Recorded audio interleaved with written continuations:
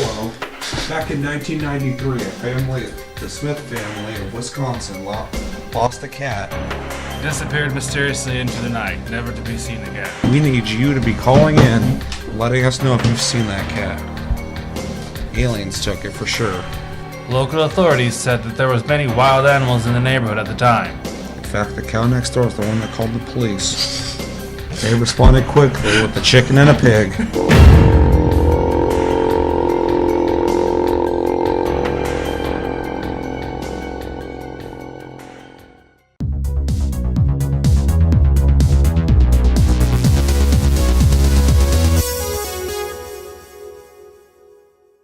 What's going on, guys? Welcome to another episode of Taste Tuesday on Taste Loot Game, the show where we talk about gaming news. My name's Seth. I'm Chevy. And I'm Chris. And a quick reminder to play Until Dawn and Game of Thrones, both offer free on PlayStation Plus right now, so go get them right now. And wait until the end of the month, and then we'll talk about them for Plus Club, which will be this Friday. And then also our game of the month is Rainbow Six Siege. Play that. Also come back for the Taste Cast. We'll be talking about our impressions of that. With that, we have 4 bits of news, so we're going to jump into it. This is the content episode of Tasty Tuesday because almost all the news is just new shit coming to games, which is always fucking merits an owl noise. So first bit of news, 3 years ago, pretty much, Dying Light came out, which is a parkour melee shooting based zombie game. And they're apparently going to be releasing 10 pieces of free DLC within the next 12 months. The first one they're going to be releasing as kind of a taste of what's to come in the next 12 months is something called Drop Zero, which will be essentially adding a new enemy to the game. After that, they promise to add new enemies, items, content for free for a whole year. 3 years after the game came out. So, what do we think about Dying Light and free DLC and supporting a game 3 years later for a whole fucking year? The first one's just a enemy. It's an enemy and a couple other things. Okay. If it was just a enemy, I would say that's not a DLC. That's just an update. But, well, kind of. But that's not part of the 12-month thing. That's just them showing, like, in good faith, we're going to be releasing shit. It's cool that they're supporting the game. I don't know how big the community is for this game. Well, actually, I didn't mention that part. There's about 500,000 people playing this a day. Okay. Still. That's why they're doing this. Well, that's good that they're supporting their player base with more DLC that's free and not, like $10 extra per DLC. I can't see anything wrong with this. No, it's great. It's funny that, this much time has gone by and that many people are still like actively playing the game. So good on them for recognizing that and essentially rewarding people for still enjoying the product they made. So it's awesome. I do hope they're working on something else at least, but it's awesome that they are in fact. I mean, 10's a huge number. So as a person who played Dying Light a shitload and really enjoyed it. This is awesome. I have been wanting a reason to go back and play it, and this will be a reason to go back and play it. I mean, like if they have a whole new year of content planned for this game, that's awesome. And at first I'm like, what the fuck could they even gain from this other than just being like good people? But they keep releasing content and it's free, but then you're still going to get those people who didn't pick the game up because their friends are like, dude, they're still releasing shit for this, go pick it up. So it makes sense, and that's awesome. It works out for them, works out for people who want the content. It's really surprising to know that many people are still playing this game. I thought it was awesome, so I'm glad I wasn't alone on that. But the 3 years later thing is the part that just blows my mind. Right. It's like, games like Killing Floor and Killing Floor 2, even though it hasn't been out as long, and other like indie developed games, they have these long like legacies of just like constant support. It's something that we normally see from indie developers. So to see, they're not necessarily a huge AAA company, but Techland has been around for a while, but they're not huge. For them to be doing the same kind of model is not huge. They're big. To see them doing that is really, really cool. Yeah, absolutely. And definitely not needed. So it's awesome to see that kind of support. I'm skeptical as always. I know. The As game's been out for always. 3 years. They added a whole new expansion to the game, so they already added that extra content. Sure, but I mean, who knows how much or what quality the DLC is going to be. They're free, so what's the matter? At this point, yeah, I mean, I don't even care. if you're trying to get new people to play the game, you got to put out quality DLC. Or they might just be giving things to their loyal fan base. Yeah. Still got to be good stuff. I would, if I was playing the game for this long and they gave me like, oh, here's a free skin for something you don't use, I would feel insulted. Really? Yeah. See, that's funny because at this point, 3 years later, I don't expect them to even be thinking about the game anymore. So if they even release like a red T-shirt, I'd be like, "Whoa, that's weird. Why'd they do that?" I wouldn't think anything negative or positive of it. So anything that changes the game up, like one new enemy, potentially in the first chunk of DLC or whatever, that changes the whole game with a new enemy. I guess I'm also under the mindset of they don't owe you shit. Yeah, I agree. I agree too. With that. You bought a product, and they're deciding to do something with it, And add on to it. They had not already change it. released DLCs for it and an expansion. It's just so. good in a business sense to like, if you have customers that have a strong base for something you put a long time ago, to put a quality in DLC to continue having a good relation with those customers. Like I said, if I was playing the game for that long and they released some shitty ass DLC and like, hey, we're giving you this shit for free, so enjoy it because you get it for fucking free, I'd be like, oh, it's a piece of shit. I don't want it anyways. And then my taste for the company would probably go downhill a little, just personally. Yeah. No, it's interesting. I mean, it's definitely the opposite of kind of where we're coming from, but I mean, like, that's how you feel. Sure. So, that actually makes me curious. Let us know in the comments, like, how do you feel about that kind of thing? Because it's not really something that you see that often, so it's kind of interesting to get those different perspectives. Any last words on Techland, zombies, hitting things in the head with mallets? What was that game called? Where you're the Asian chick who just ran across mirrors all day. Mirror's Edge, right? Yeah, you ran across mirrors. It's just Mirror's Edge with zombies, right? Way better, but yes. Yes, pretty much. It's really good. If you haven't played it, go pick it up. You got a whole year of DLCs coming out, so it'll be worth it. It's a really fun game. Has the best first-person parkour in any game out. Second bit of news.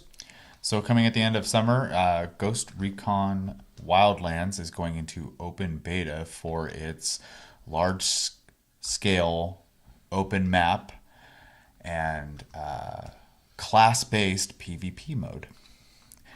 What do you guys think about them adding PvP to a cooperative game and the fact that it's going to be class-based and on an open map? Don't pull a Destiny. I think it's awesome. I know they originally. I mean, I'll agree with that with every game. So I mean, yeah, don't pull Destiny. It's a bad time to be talking about Destiny now. Don't put a hashtag on this video for Destiny because the Destiny 2 beta just happened. I know, I played it. And? It's Destiny. Okay. Yeah, Josh played it too. That's what I wanted to hear. What were we talking about? Ghost Recon. I like the game. I think it's really fun. It's got its problems or whatever, but I was actually really surprised to see that there wasn't a multiplayer or a versus adversarial mode in the game. But they had talked about they were for sure going to release one at some point, so it's cool that this is actually coming to fruition. The class-based stuff is cool. I really want it to not just feel like an add-on, and I don't think it's going to be. They said they're going to be also adding mechanics to the game that are not in the game already for the versus. Something about like noise marking and some other shit. I forgot what it was. Stuff that's going to come in handy when you're versus actual people versus not, or fighting AI. So I'm really excited for this. Like I said, this game, you could play it for fucking ever. Like there's so much shit that you can just keep going and doing. It's a little repetitive, but them adding that will just add another thing to do in the game, and I can't wait to try it. So, to go off of you saying repetitive, I have talked to not too many people, but a few people who have played Ghost Recon, and you always like. I keep hearing the same thing. It's fun, but the missions get kind of stale. So I actually think them adding a competitive mode is going to put a breath of fresh air into a game and help give it longevity, because I think its current player versus environment mode is obviously it's going to work for some people, but I think the repetitiveness would make people stop playing it. Yeah, although Ubisoft is definitely not worried about that because they were the most sold game in the beginning of 2017. Oh, I'll say that game sold like crazy for Yeah, months. it did really well for some reason. Like Especially, I like it, especially in Europe. Yeah, I like it a lot, but like there's way better games. So I'm just like, that one? Really? Yeah. It's weird. Yeah, it sold really well in Europe. Yeah. I just hope they don't focus too hard on the PvP aspect of the game for this. I mean, I don't play the game, so I can't have too strong an opinion about the game itself. Mm-hmm. But I know that when I play games that are PvE focused, and then they introduce PvP, and they focus too hard on that, things tend to go downhill. And it seems like in the current gaming atmosphere, like adding PvP to a PvE game is, no big deal. But when we add a PvE element to a PvP game, people tend to lose their shit over it. And you have a point in like a faux MMO or MMO sense, but this is just a third-person shooter, the same as like if you were to buy like Doom and it had multiplayer with it. This should have had multiplayer when it came out. All Ghost Recon's It was in typically the plan. All Ghost Recons typically have a versus mode in them. So like the idea of like PvP, those terms can be used, but for me, it's just like any first-person shooter that has a single-player mode is going to have a multiplayer mode. This is going to be that. The game itself is already completed. Like it's not a game that they're like ongoing with. Right. But as for like future DLCs for the game itself being hindered by like the multiplayer, I could see that maybe being an issue. But I don't think this will detract from the very big experience of Ghost Recon as it already is, because there's so much shit to do in that game. It's stupid. I don't know much about like in the PvE aspect. Can you play with like other players? Oh yeah. And is the community very toxic? Well, it's just a 4-player co-op game. So Okay. like as for a community, it's about the same as I'll say any it's not first-person shooter. MMO-like at all. Yeah. Okay. It's not like oh god, what's their FOMO that everybody doesn't play anymore? The Division. Yeah. Oh. Yeah, it's not like that. A lot of people kind of thought it was gonna be like that, but it's not. It's literally just a Ghost Recon game. Yeah. So, But action game that happens to have co-op, and then they're just adding a versus mode that you can access. yeah. So But yeah, don't pull a Destiny. Just that should be the general rule. I'm gonna make stickers of those. Was it the Iron Banner expansion? Was the second one they did? I think the first so, yeah. expansion The they one did was that just fucking- nothing but PvP. Yeah. I'm gonna start making fucking stickers for the channel. We're gonna make a merch thing, and it's gonna be like, "Don't pull a Destiny." You're just gonna put that in your car, and people are gonna fucking Lose their fucking shit. stab your tires, break your windows. Any last words on PvP being added to a pre-existing game? no, I mean it's great that they're adding more content, but that's going to be the theme of the episode anyways. So Yeah. Third bit of news. Titanfall 2 is also getting something added to it, also free. It is called Frontier Defense. It's going to be adding a 4-player co-op defense mode, horde mode, where you're going to defend certain things from AI enemies. It's also going to incorporate the Titans themselves. They are also going to be adding with that 2 new maps. One is coming back from the original, the other one's new. And yeah, as you do the co-op horde mode, you'll be accruing money in that match, and then you'll be buying things to help your defenses. What do we think about Titanfall 2 being fucking awesome? You need to go buy it right now. And then also them adding a whole new mode for people who potentially might not be into versus stuff will now have something to do. I actually love this. I like playing Titanfall 2. Even the competitive part, I can play. It's so good. It is a very well done game. I also like that so far. I haven't beaten the single player, but the single player isn't like just thrown in there either. It's actually like a thought out storyline, which is really nice. So I know these guys aren't lazy, which is great. So I am looking forward to a cooperative mode, and I know their game plan is to keep supporting this game with free content for brand strengthening, obviously, which I think is great. I hope they add, if this gets played a lot, I hope they add more like cooperative focused objective game modes as well, because I think it definitely has a place. I mean, look at zombies essentially in Call of Duty. People love the crap out of that. So I mean, doing something like that. I think it's great. I'm wondering though, and maybe you'll know, do they incorporate your character's level progression into this mode as well? I didn't read anything about that, so I'm not sure. That would be interesting because then you Yeah. could break up the monotony of just killing people all the time. Yeah, I would hope they would, just because like that's the only thing about zombie mode is like in some of the newer zombie modes in Call of Duty, there is a progression within the zombie mode, Yeah. which I think is cool. But the aspect of me that likes to progress in a game and keep getting things as I play, which is every game for me, Yep. I want that. Well, there's a plus and a downside to that. I mean, you can get your characters that you enjoy playing, or even like off characters, leveled up more. But the downside is that you also get a lot of inflation for characters. So like someone who may not be as good in PvP versus real players instead of AI will have a lot of higher ranking and a lot of gear, then they won't do as well. Game's way too balanced for that to be an issue. You can literally hop in the game fresh. The first time you've ever played it, your gun will kill people. No problem. Yeah, that's the one thing that really kind of blew my mind about the original Titanfall and Titanfall 2 is like, wait, what are you talking about? The balance of the weapons. Oh, okay. Yeah, For some reason, I thought you. No. If Titanfall and Battlefield do Battlefield. something really well, Yeah. your level just gives you more toys to play Well, with. that's the thing that confused me is I was like, are we talking about Titanfall or Battlefield? Because they're both really good about that. Yeah. Weapons are super balanced, Yeah. so you don't have to worry about that. You can literally kill with every weapon in Titanfall 2. So Yeah, both games. Titanfall 1, Titanfall 2. I fucking went off track there real bad. Both, as soon as they came out, super balanced games. Yeah. They do a couple little adjustments, but they don't tell you what they do, which I like because now people aren't looking for the problems. They're just going to keep playing going, this seems kind of weird, and then they'll, in secret, do something about it. But yeah.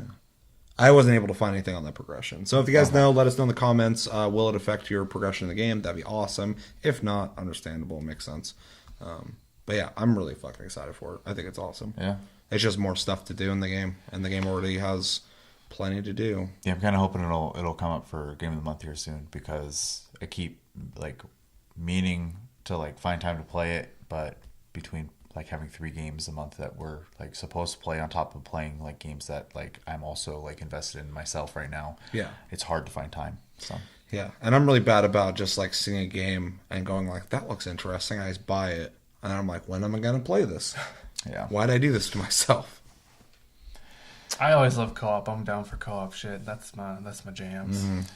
Wow, we've been trying to get you into that game anyway, so Is that for PS4? yeah. Okay. I don't know why, but I thought it was an He was Xbox exclusive. Oh, He no. was no, they didn't make that mistake again. That was first Titanfall. Okay. That's one. I think that's one of the reasons why Titanfall didn't catch on as well. Outside of lack of content, everything was great and perfect and balanced, but they didn't have as much as you'd want out of it. Yeah, fourth big news. Nintendo has filed a patent for a 3-pronged controller, which leads the rumor mill to point us in the direction of a mini N64 coming out after the SNES. What do you guys think of the rumor and the patent? Worst controller ever. Yeah, it's pretty bad. Oh. You're on that negative streak, but I'm feeling it because everything you're saying is not untrue. Because I'm not a big fan of the thing either. The nostalgia of it. I loved the games, Yeah, but the for sure. controller was awful. I even had to buy an off-brand controller that was like PlayStation shaped. Just to use I remember they made those. It's funny. There's an early episode on this channel from our first year that me and Josh were talking about the 64. I think it's our early impressions of the 64. So go watch that episode. But I essentially was talking about when I was younger, when the thing first came out. I looked at it, and back then that was the future. And I was like, this thing's got fucking 3 handles. I only have 2 hands. At some point, though, I'm going to need to use that. And when that day comes, I'm going to be like, holy shit, it never came. I was like, okay. Like, for this 3-arm person that they designed this thing for, they obviously just kind of neglected that side. They should have just fucking hacked it off and threw it in the garbage. But yeah, going back to the topic, I called this when the NES Classic happened. I was like, they can do the Super Nintendo one, and then if you do that, they could easily nowadays do a fucking 64 one. I guess I haven't called it, or we haven't called it, because it's not happening for sure yet, but if it does, makes sense. I'm excited for that one. I think I'm more excited for that one than I am for the current one and the NES Classic, just because I have a real big affinity for the 64, and I think it'd be really cool and impressive to have. There's so many of those like Sega 82 games on this disc or on this fucking old console or stuff like that. It'd be really cool to see that in an old 3D console. We don't really see those a whole lot. Right. I would hope there'd at least be 20 games on there. 15, 20. I know the games are going to be a little bigger, but they're not that big compared to nowadays. Especially when you get an SD card, micro SD card that's 256 gigs and shit easily. So yeah, I think it's cool. It'll be neat to have. Once I see the fucking little baby mini fucking 64, I'm gonna want it. So I'm sold. If it's true, Like the last two, wrong demographic. they're up in that. They're every single one. I'm a little more into. Even though, as of recording today, the Super NES Classic Sold out. Yeah, I was gonna say went on sale and sold out, but that's the best way to put it. It's just sold out. Yeah, which I is tried. stupid. I tried so hard. Out of the three, Got so far. It doesn't really matter. I'll say out of the three, the Super Nintendo is definitely the high point for me. I don't have an affinity for the 64, really. There was a couple games on there I liked, but I kind of stopped playing a lot of Nintendo after the Super Nintendo. I played, 64 was amazing when it came out, obviously. Mm-hmm. I mean, it was something I'd never seen before, and the joystick was something I really hadn't had to deal with before, and it just there's a lot of firsts there. So I have deal with. You didn't have to deal with that shit before because it was annoying.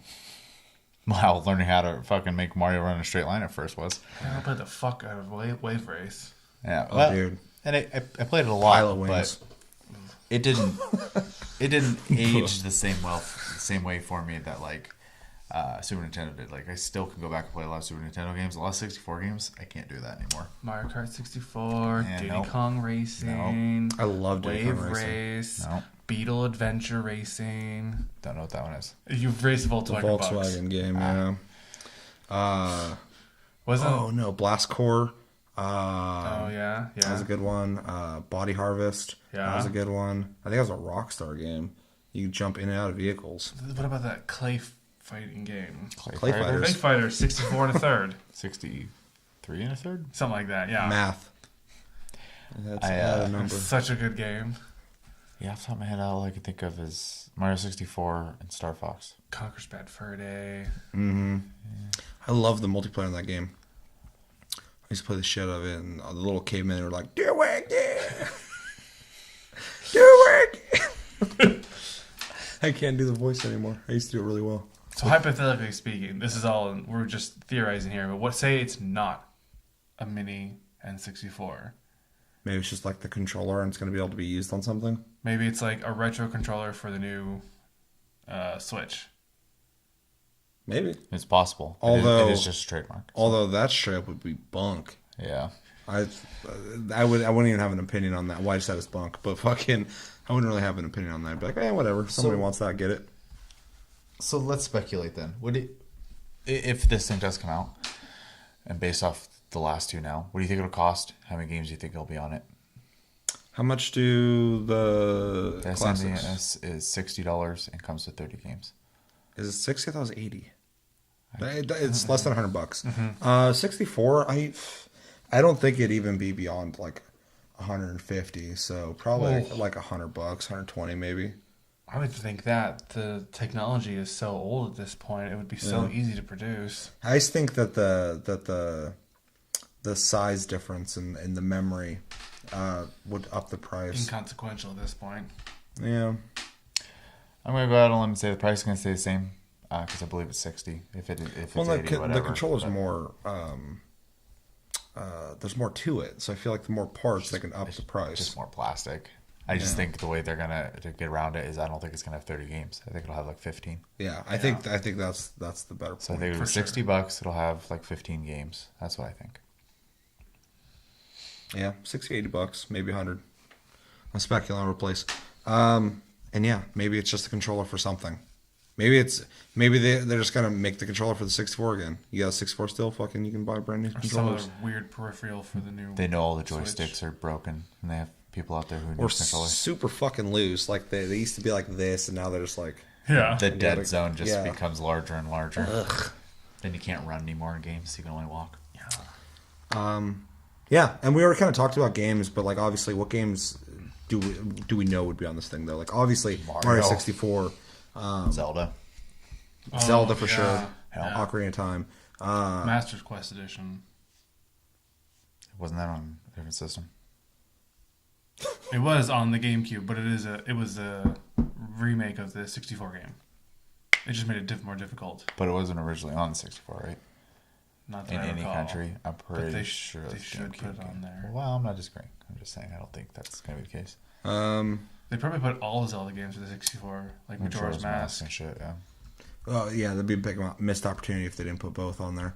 Mario Kart probably. Probably. Mario Party. Mario Party. Which one? Much as I first despise those games. Was there only the first one on there? I think there was 2 or 3 of them that were on the 64. Then the rest came out on GameCube and later systems. Killer Instinct Gold. That was on there. I would love to see that again. Man, I forgot that game existed. That's a rare game, isn't it? Yeah. Which Microsoft owns now. Yeah, that might be a tricky one. Yeah, That would be tricky altogether with Mario Kart 2 then, because Donkey Kong's in it. I think Nintendo owns the rights to that though. Yeah, Donkey Kong is a Nintendo property. Rare may have made the game. It's the same way as like Naughty Dog was involved with Crash, but Activision owns Crash Bandicoot. Okay.